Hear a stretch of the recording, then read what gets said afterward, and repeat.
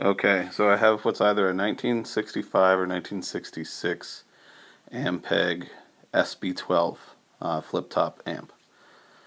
And it's been delivering some mild shocks. And so we're going to replace this 2-prong power cord with a 3-prong power cord that's properly grounded to improve the overall safety and function of the amplifier.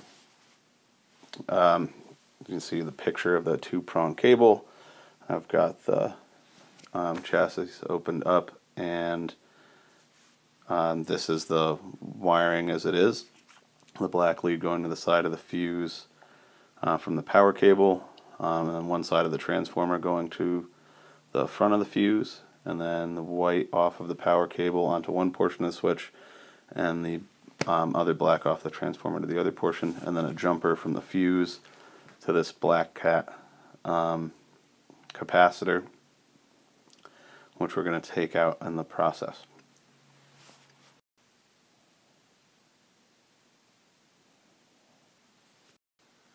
So I started off by making this little system to discharge the capacitors. There's no standby on this amp, so having it just from on and knowing that I had played it with the tubes hot, the capacitor shouldn't have been carrying a charge anyway, but just to make sure, I took a couple jumpers with alligators and put them around a 10K ohm resistor, double checked to make sure I had a good connection, and then hooked those up one side to the cap, another side somewhere else in the power supply, made sure the capacitor was drained, and then put that aside.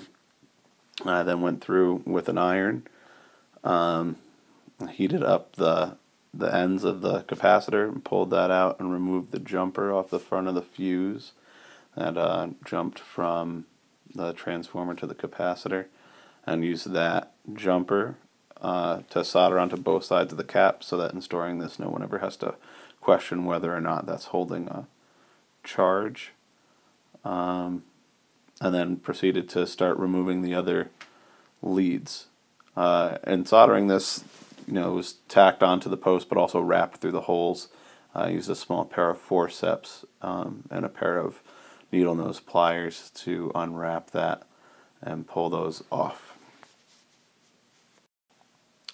Okay, I should also mention that there's a strain relief on that power cable. It took a little pushing and a little prying with a screwdriver and needle nose pliers to get that back out of the hole, remove the power cable, which I set aside with the strain relief, and that will be boxed up with the old capacitor.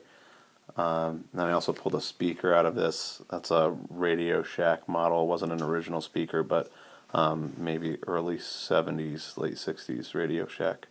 That was an 8 ohm speaker. I've replaced it with a 4 ohm speaker, and then I've also replaced some of the tubes, including the rectifier tube was replaced with a solid state yellow jacket supplement for a 5AR4.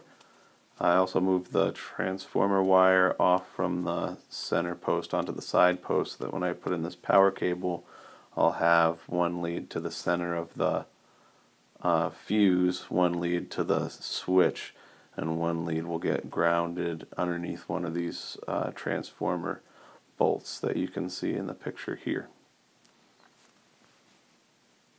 So the next step is to get the power cable and install that, which hasn't yet come in the mail, so that'll be soon. So I should probably mention that part of the reason for restoring this amp was it just lost a lot of tone, didn't deliver the punch that I needed playing bass, was having some issues especially with active basses, causing the amp to break up even at very low volumes when the signal was too hot. So in replacing everything up until the power cable, the 5AR4 GE tube in the upper left was replaced with a yellow jacket. The 2 power tubes were 7/8/6/8, and those were replaced with some new old stock Sylvanias again, I think, actually. And then the 12AX7s were Amperex, and those were replaced with Mullard reissues. And then I pulled this realistic speaker, which I'm trying to find the wattage on, but certainly a 8 ohm speaker probably around 50 watts or under. Was replaced with a vintage line from Jensen, a CK12 4-ohm speaker. The amp is a lot punchier when I want it to be. It still holds a really sweet sound when I switch it over to use for guitar versus bass, and has a great old tube amp sound, but I get a lot more power, making this something that I can actually use again for small venue gigs.